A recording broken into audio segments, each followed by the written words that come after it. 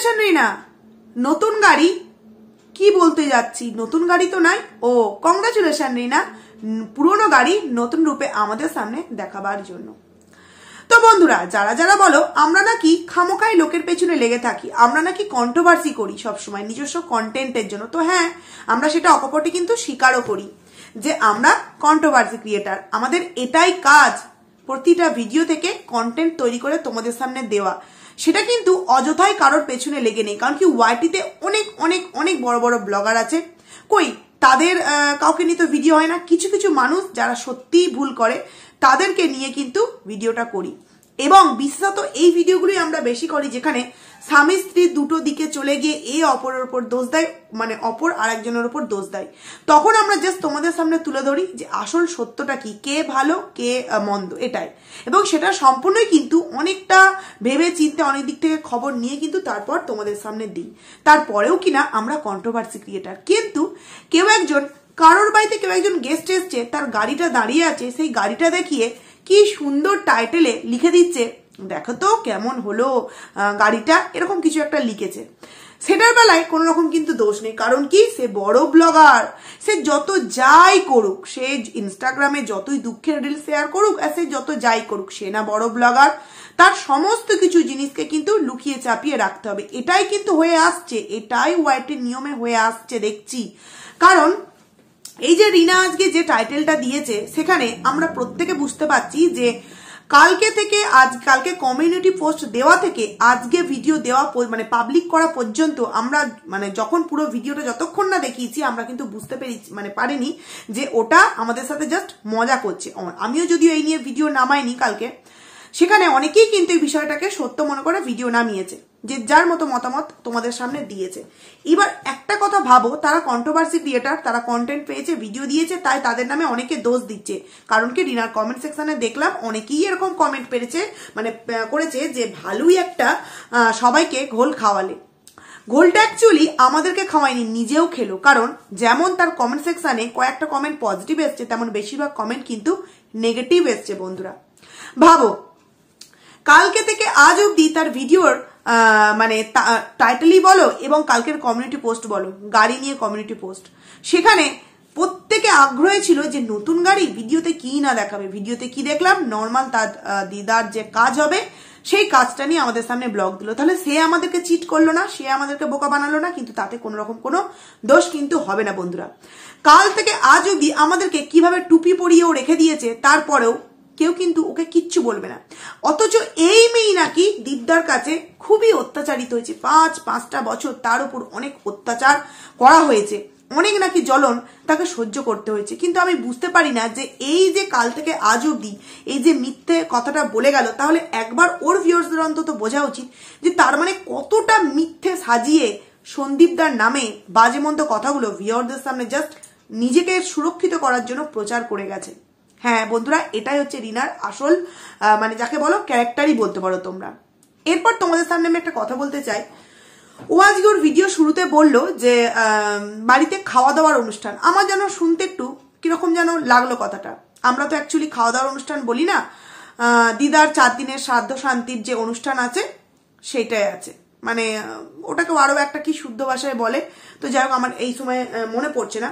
তো এই যে বারবার বলছিল খাওয়া দাওয়া, সেখানে আর একটা কথা বললো যে আজকে তো শনিবার, তো অনেকেই মাছ ফাছ খায় না, তো সেই কারণে রবিবার হবে। তো আমাদের নিয়মে যতটা আছে, শনিবারই হোক রবিবারই হোক আর যে বারই হোক, যেই দিন নিয়ম সেই দিন কিন্তু তোমাকে পালন করতেই হবে, কারণ এটা একটা নিয়ম, এটা কোনো তোমার হাতের নিয়ম নয় যে তুমি পাল্টে দিতে পারবে। ওই দিনকে তোমার কি বলে কুটুম্ব একটা কি একটা বলে নিয়মটাকে ভুলে গেছে এই মুহূর্তে, ওটা 3 দিনে কিন্তু করতেই হয়। কারণ আমারও তো মা মারা গেছে, আমি খুব ভালো করেই জানি, মায়ের কাজ আমি করেছি 3 দিনই করেছি, এবং সেই দিনকেই কিন্তু ওই 3 দিনের কাজটা সমস্ত কিছু করে ওই মালসা নিয়ে একবারে ভাসিয়ে দিয়ে আসতে হয়, তারপর আঁশমুখ করতে হয়, সমস্ত মানুষজন ওখানে আসেন, যাই হোক যেটুকুনি যা ব্যবস্থা করা হয় তাতে থাকেন, সহযোগিতা করেন। তো এটা 3 দিনই করতে হয়। সেখানে আমার বড্ড অদ্ভুত লাগলো 4 দিনে, শুধুমাত্র কিসের জন্য না, শনিবার পড়েছে লোকজন খাওয়া দাওয়া করতে পারবে না, তাই তো শনিবার হোক আর রবিবারই হোক, সেটা তো মেন বিষয় নয়, যেটা নিয়ম সেটা তো পালন করাই উচিত ছিল, যাকে যেটা যার মতো করে মনে করেছে সেটাই করেছে। কিন্তু আমাদের নিয়মে অন্তত এটা হবে না, কারণ অনেক ক্ষেত্রেই আমাদের নিমন্ত্রণ পর্যন্ত এসেছিল শনিবার, আমরা কিন্তু গিয়েছি। কারণ কি নিয়ম যখন রাখতে হয় তখন শনিবার কি বার কিন্তু মানা যায় না। তো যাই হোক, এটা গেল একটা পয়েন্ট। সেকেন্ড পয়েন্ট হচ্ছে রিনা আজকের ভিডিওতে বারংবার বিয়ের আগে আমি তো দেখলাম তিনবার বিয়ের আগে কথাটা বলেছে। একবার বললো রোগা মোটা নিয়ে একটা কথা বললো প্রথমে ওইখানে, আর একবার বললো বিয়ের আগে পড়াশোনা করতাম, এইখানে একটা ছোট টেবিল রাখা ছিল, এই সময় একটা বিয়ের আগে বললো। আর যখন তোমার বললো এই যে চাদর না সোয়েটার পরেছিল যে 9 মিনিট 16 সেকেন্ডে, তোমরা দেখবে ওখানেও কিন্তু বলছে বিয়ের আগে এই যে চাদরটা পরেছি পুরী বেড়াতে গেছিলাম মা আর আমি মিলে, সেখান থেকে কিনে নিচ্ছি। আর একবার কোন একটা জায়গায় বললো, টাইমটা আমার এক্স্যাক্টলি মনে নেই, মানে আমি গুনেছি অন্তত 4 বার। তো তোমরা ভিউয়ার্স একটু গুনো তো কতবার ও ঠিক আজকে বিয়ের আগে কথাটা বলেছে। তো বড্ড অদ্ভুত লাগছে যে বিয়ের আগে এই আজকের ভিডিওতে, যেখানে কিনা একদিকে দিদার শেষ কার্য সম্পন্ন হচ্ছে, সেখানে বিয়ের আগের কথা এত কেন মনে পড়ছে বন্ধুরা? সত্যি কি তাহলে এই রিনা গোপনে দীপদাদাকে যাওয়ার নানান রকম ফোন দিয়ে এটা ফেলেছে? সেটাই মনে হচ্ছে। এবং সে তার কথার মধ্যে কিন্তু আজকে বুঝিয়ে দিয়েছে যে তার শ্বশুরবাড়িতে তাকে ঠিক কতটা অত্যাচার করা হতো। সে বলল বিয়ের আগে আমার 45 কেজি ওয়েট ছিল, এখন তো আর মিনিমাম তো কত হবে, 60 তো ওপরে হবেই। তো তোমরা একবার ভাবো বন্ধুরা, যে নাকি শ্বশুরবাড়িতে প্রচন্ড অত্যাচারিত হতো, খেতে দেওয়া হতো না, শুধু টক দই দিয়ে ভাত খেত, যেটা আমরা কিনে জানি টক দই আমাদের ওয়েট লস করতে খুব কাজে লাগে। সেখানে রিনা ওখানে গিয়ে মোটা হয়ে গেছিল, মানে কিছুটা মেলাতে পারছি না। এক হচ্ছে অত্যাচার, দ্বিতীয়ত হচ্ছে খাওয়া দাওয়া ওকে দেওয়া হতো না, তৃতীয়ত টক দই দিয়ে ভাত খেত, মানে সমস্ত কিছু কিন্তু স্লিম হওয়ার বিষয়গুলোর উপর চাপানো হয়েছে দালালের তরফ থেকে, বা রিনা নিজেও বলেছে। তাহলে এত সুন্দর গোলুমলু চেহারাটা ওখানে গিয়ে কি করে হয়েছিল বন্ধুরা? যার জন্য তাকে হার্বাল প্রোডাক্ট খেতে বাধ্য হয়েছিল। কি করে হলো? মানে অদ্ভুত বিষয়গুলো লাগে না?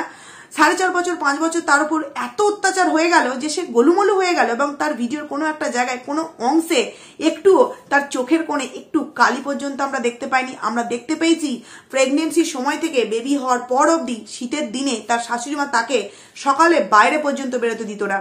নাতির কাঁথাগুলো পর্যন্ত দাদু আর ঠাকুমা মিলে কাছাকাছি, মানে ঠাকুমা কাচতো এবং দাদু সেগুলোকে শুকাত দিত, বিকেলবেলা আবার সেগুলো তুলতো।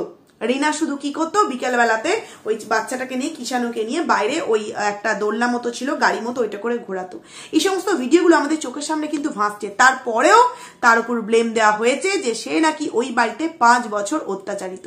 কি অদ্ভুত বিষয়, 5 বছর অত্যাচারিত। অ্যাকচুয়ালি যারা অত্যাচারিত না তাদেরকে সামনে এনে দেখালে যে এই মহিলাটি শ্বশুরবাড়িতে অত্যাচারিত, এবং এর শরীরটা একবার দেখো বন্ধুরা।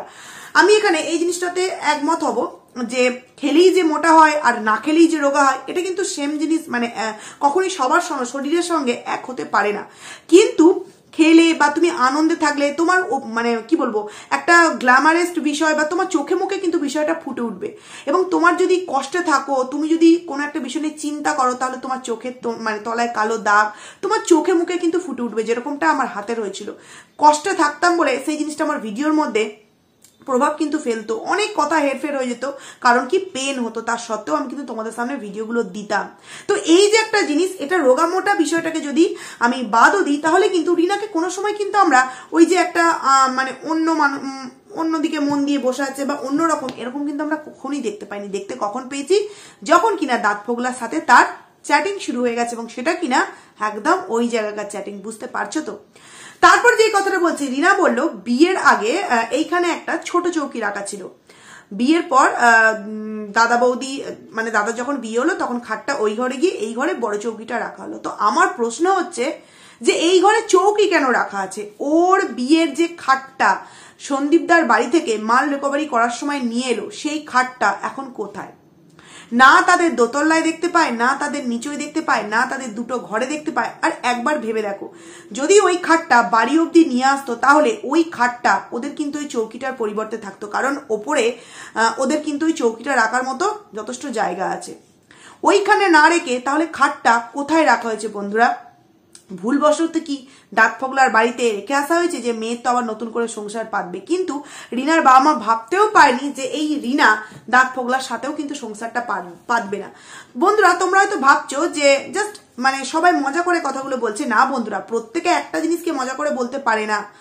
এই কথাটা তোমরা মিলিয়ে নিও, রিনা কিন্তু এই ডাক ফগলার সাথেও সংসার করবে না, এমনকি বিয়েও করবে না। কি হয় তোমরা জাস্ট দেখতে থাকো।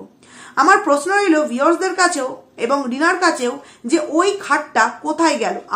আমি বলতে বলছি না যে কোথায় গেল না গেল, সেই খাটটা সম্পর্কে তো আমাদের একবার বলতেও পারতো যে এই জিনিসগুলো এনে এই জায়গায় রাখা হয়েছে, সেগুলো কোথায় গেল? আলমারি, খাট, আদার যেই সমস্ত জিনিস সেগুলো কোথায় রাখা হলো বন্ধুরা?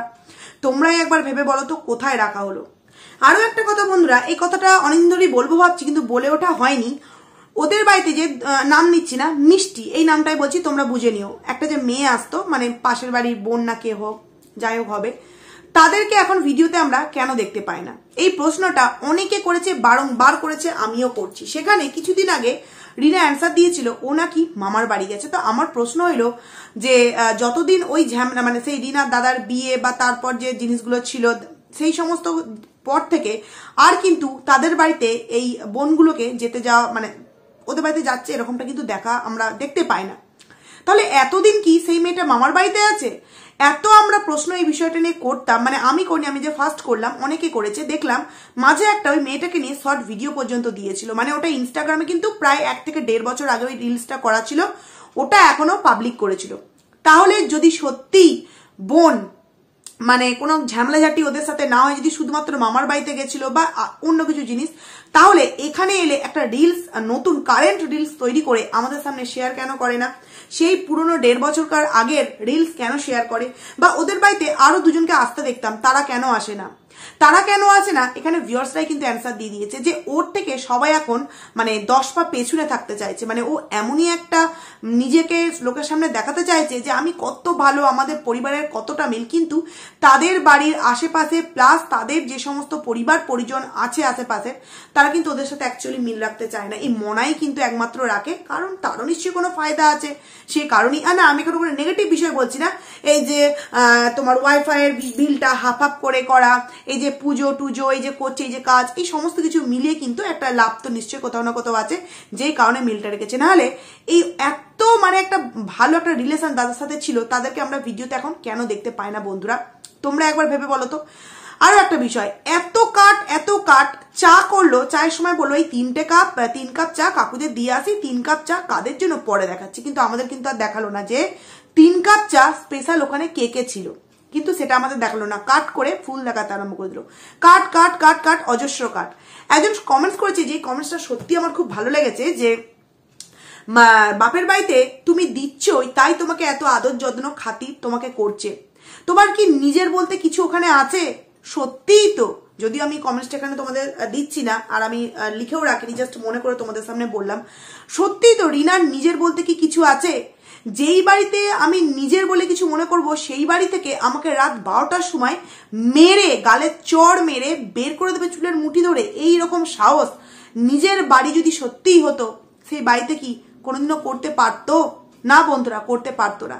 অ্যাকচুয়ালি সেই বাড়িতে তার কোনো অধিকারই নেই, শুধুমাত্র তার টাকার দমে তারা কিন্তু ওই বাড়িতে মানে যে সমস্ত আদার্স মেম্বার আছে তাদেরকে জাস্ট টাকা দিয়ে মুখটা বন্ধ করে রেখেছে, এবং নিজে থাকার জন্য একটা কিছুদিনের জন্য একটা বাসস্থান কিন্তু ওইখানটা খুঁজেছে শুধুমাত্র নিজের টাকা দিয়ে। একবার ভেবে দেখো, মানি ব্যাগে নাকি টাকা থাকে না। যখন মেলা দেখতে গেছিল, মানি ব্যাগটা খুলে বলেছিল 175 টাকা না কত টাকা দেখিয়েছিল আমাদের সামনে, যা ভুলও আমি হতে পারি, 105 মানে 200-র নিচে মোট কথা। তো তোমার এটিএম কার্ডটা কি আমাদের সামনে দেখিয়েছিল যে এটিএম এ কত টাকা আছে? মানে বোকা বোকা একটা কথা, যার কিনা প্রতিটা ভিডিওতে 1 লাখের ওপর ভিউ হচ্ছে, দালাল এতটা গর্ব করে বলে, সেই রকম একটা মেয়ের মানি ব্যাগে নাকি 200 টাকাও নেই মেলা দেখতে যাওয়ার জন্য। কি অদ্ভুত একটা বিষয়। তাহলে ক্যাশ যে মোটা মোটা পেমেন্ট গুলো যাচ্ছে, তো যাচ্ছে কোথায়? সমস্ত কিছুই কি দাঁত ফোগলার পেছনে উড়িয়ে দেওয়া হচ্ছে? নাকি কিছুদিন আগে তো রিনা কমেন্টসে রিপ্লাই, মানে কমেন্টস না সরি ভিডিওর মধ্যেই বলেছিল তারও কাজবাজ আছে, সেও কাজবাজ করে। তো সে যদি কাজবাজ করে, সে যদি কাজে গিয়ে টাকা উপার্জন করে, তাহলে তোর অ্যাকাউন্টের এত মোটা মোটা টাকাগুলো যাচ্ছে কোথায়? তুই বলছিস আমি বাপের বাড়িতেও দিই না, আমি ওকেও দিই না, তাহলে তোর এই টাকাগুলো যাচ্ছে তো যাচ্ছে কোথায়? এই প্রশ্নটা শুধু আমার নয়, প্রতিটা ভিউয়ার্সদের মনে হয় এই প্রশ্নটা। যেই বাড়িতে একমাত্র ছেলের বিয়ে চেয়ে চিনতে ধরতে গেলে, কারণ মেয়ের বিয়ে অনেকদিন আগে হয়ে গেছে, 5 বছর আগে হয়ে গেছে, বাবা একটা যথেষ্ট ভালো জায়গায় সার্ভিস করেন, এবং সেই বাড়িতে 3 জন মাত্র মানুষ, সেই বাড়ির ছেলের মানে বিয়ে হওয়ার জন্য লোন নিতে হয়। লোন আমরা বন্ধুরা কখন নিই? বাড়ি করার জন্য, বড় কিছু গাড়ি টাড়ি কেনার জন্য, বা অনেক সময় এডুকেশন লোনও হয়, কিন্তু বিয়েতে লোন খুব কম কিন্তু শোনা যায়। এবং সেটা কিনা ছেলের বিয়েতে। মেয়ের বিয়েতে মেয়ের বাবা মারা অনেক সময় লোন বা জমি বন্ধক এই জিনিসগুলো করে, কিন্তু ছেলের বিয়েতে ছেলের মা লোন নিচ্ছে, এটা বড্ড অদ্ভুত বিষয়, যার বাবা কিনা একটা ভালো জায়গায় সার্ভিস করেন। মেয়ের বিয়ে 5 বছর আগে প্রায় হয়ে গেছে, সেই বাড়িতে কিনা লোন নিতে হয়েছে, আরো আদার্স অনেক কিছু বিষয়, এবং অনুষ্ঠান তো খুব মানে কি বলবো সামান্য। মেয়ের বাড়ির কথা বাদই দিচ্ছি, ছেলের বাড়িতেও অনুষ্ঠান কিন্তু খুবই সামান্য, সেইভাবে কিন্তু কোনো রকম কোনো কিছু ধামাকাদার আমরা কিন্তু তাদের বিয়ে বাড়ির ভিডিওতে দেখতে পাইনি। নাইটি পরেই সারাদিন আমরা তাদেরকে দেখতে পেয়েছি। সেখানে সেই বাড়িতে বাবা দাদা মা আজ এত জিনিস খরচ করছে, এত এত জিনিস রান্না হচ্ছে, তাহলে এই সমস্ত টাকা যদি থেকে থাকতো, তাহলে ছেলের বিয়েতে এত লোন কেন নিতে হলো? একটা কথা ভেবে দেখো, ছেলের বিয়ের সময় কোনো লোন ছিল না, তখন কিন্তু তাদের মধ্যবিত্ত একটা নর্মাল পরিবারের ভিডিও আমরা দেখতে পেতাম। অথচ রিনা এখন যখন পেমেন্ট পাওয়া শুরু করেছে, তাদের ভিডিওতে আমরা রমরমা একটা বিষয় দেখি, তাহলে সেই টাকাগুলো লোন নেওয়ার পরেও রিনার বাবা মা কোথা থেকে পাচ্ছে? লোন তো কেটে যাচ্ছে, বা ছেলের আলাদা সংসার হয়েছে, বইয়ের আরে কিছুতে একটু কিনে দিতে হচ্ছে, সাজগোজ কিছুতে একটু কিনে দিতে হচ্ছে, তাহলে এই যে এত ডাঁট পাট বিষয়গুলো দেখানো হচ্ছে, কোথা থেকে রিনা টাকা পাচ্ছে? রিনার অ্যাকাউন্টের টাকায় রিনাকে দেওয়া হচ্ছে। একদম ঠিক কথা। যেই বাড়িতে আমাকে রাত 12টা থেকে 12:30 থেকে বের করে দেওয়া হবে, সেই বাড়িতে 10 টাকা কেন, মানে কি বলবো, 1 টাকা দেওয়ার আগেও 100 বার ভাববো যে যেই বাড়িতে আমাকে রাত 12টা 12:30 সময় বের করে দেয়, বাবা মার সামনে দাঁড়িয়ে আমাকে চর মারে দাদা, সেই বাড়িতে বাবা মা পর্যন্ত দাদার উপরে একটা কথা বলতে পারে না, কি না দাদার বিয়েটা ভেঙে যাবে। একবারও ভাবিনি যে মেয়ে আমার এত রাতে কোথায় গিয়ে উঠবে। সেই বাড়িতে আমি কিনা এত টাকা ইনভেস্ট করব, কোনো রকম কোনো কিছু আমার নিজের তো নেই, সেখানে আমি শুধুমাত্র বিনামূল্যে সেখানে দিয়ে যাব। তো দীপ দাদা ভাই নাই পরের বাড়ির ছেলে, তাকে দেখিয়ে নাকি মানে রিনাকে দেখিয়ে নাকি টাকা ইনকাম করেছে বউ বিক্রি করে, তাহলে তো এখানে বলতেই পারি বাবা মা দাদা বৌদি এখন মেয়েকে বিক্রি করে, ননদকে বিক্রি করে, বোনকে বিক্রি করে, ওর বাপের বাড়ির এত বন্ডিং সুপরিবার, বোনকে বিক্রি করে কিন্তু টাকা ইনকাম করছে। কত সুন্দর বিষয়, একবার তোমরা লক্ষ্য করেছো? কত সুন্দর একটা বিষয়। মানে এদেরকে দেখলে না জাস্ট অবাক হয়ে যায়, এদেরকে দেখলে জাস্ট অবাক হয়ে যায়। যেই মেয়ের মানি ব্যাগে কিছুই থাকে না, সেই মেয়ে অ্যাকাউন্টের মেন টাকা যায় তো যায় কোথায়? তোমরাই জাস্ট একবার ভেবে দেখো বন্ধুরা, তোমরাই জাস্ট একবার ভেবে দেখো। তারপরে আরো 2-1টা কমেন্ট এসছে, আমার তো সেকেন্ড করে ফোন নেই, লিখেও রাখিনি, যে অনেকে কমেন্ট করেছে যে তুমি এই যে থাম্বনেলটা দিয়েছো, এই থাম্বনেল দিয়ে তুমি কি কন্ট্রোভার্সি করতে চাইছো? তো অ্যাকচুয়ালি কন্ট্রোভার্সিও করতে চাইছে, কারণ কন্ট্রোভার্সি যদি না করতে চাইতো এই ধরনের টাইটেল থাম্বনেল কিন্তু কাল থেকে দিয়ে রাখতো না, এবং পয়সার প্রয়োজনটা কতটা ভাবো, কাল থেকে আজ অব্দি একই বিষয় নিয়ে দিয়ে গেল, এবং ভেতরে গিয়ে আমরা কি দেখতে পেলাম, যে একদম বোকা বানানো হয়েছে। অ্যাকচুয়ালি বোকাটা আমাদেরকে বানানোনি, ও নিজেকে বোকা বানাচ্ছে। এইরকম ভিডিও দিয়ে যে টাকাগুলো ইনকাম করছে, নিজের জন্য কি কিছু করছে? আজকে যদি সত্যি রিনা একটা গাড়ি মানে ক্যাশেই বলো আর যেভাবেই বলো, ইনস্টলমেন্টেই বলো, কিন্তু কোথাও না কোথাও একটু হলে কিন্তু খুশি হতাম যে যাকে মেয়েটা নিজের বলে কিছু একটা অ্যাসেট জমাতে পেরেছে। কিন্তু এখানে তো জাস্ট টাকা ইনকাম করছে, বাপের বাড়িতে হরিলোটের মতো লুটিয়ে যাচ্ছে, সেই কারণে সেখান থেকে ভালোবাসা পাচ্ছে। যবেই এই টাকাটা দেওয়া বন্ধ করবে, লাত মেরে রাত্রির 12টায় 12:30টায় বের করেছে, এইবার পুরো দিন 12টায় ভরা পরিবারে ভরা সমাজের মাঝখানে একে লাত মেরে কিন্তু বের করে দেবে। যে একটা বিয়ে দিলাম সেটা ধরে রাখতে পারলি না, দ্বিতীয় ভালোবেসে পালিয়ে এলি, সেই ছেলেটাকেও ধরে রাখতে পারলি না, আবার এখন তুই অন্য একটা ছেলের কথা আমাদের সামনে বলছিস, লাত মেরে কিন্তু ওকে বের করে দেবে। দেখো নিও তোমরা বন্ধুরা। তো যাই হোক, চলো ভিডিওটাকে আমি এখানেই এন্ড করলাম। কংগ্রাচুলেশন রিনা, পুরনো গাড়িকে নতুন রূপে আমাদের সামনে প্রেজেন্টেশন করার জন্য।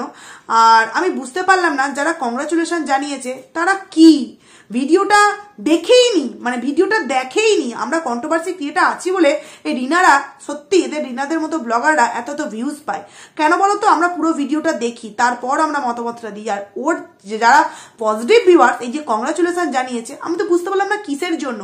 দিদার মারা গেছে সেই কারণে কংগ্রাচুলেশন জানিয়েছে? তো যাই হোক বন্ধুরা, চলো ভিডিওটাকে আমি এখানেই এন্ড করছি। খুব তাড়াতাড়ি তোমাদের জন্য নতুন একটা ভিডিও নিয়ে দেখা করছি। ততক্ষণে তোমরা কিন্তু খুব ভালো থেকো। তো চলো টাটা।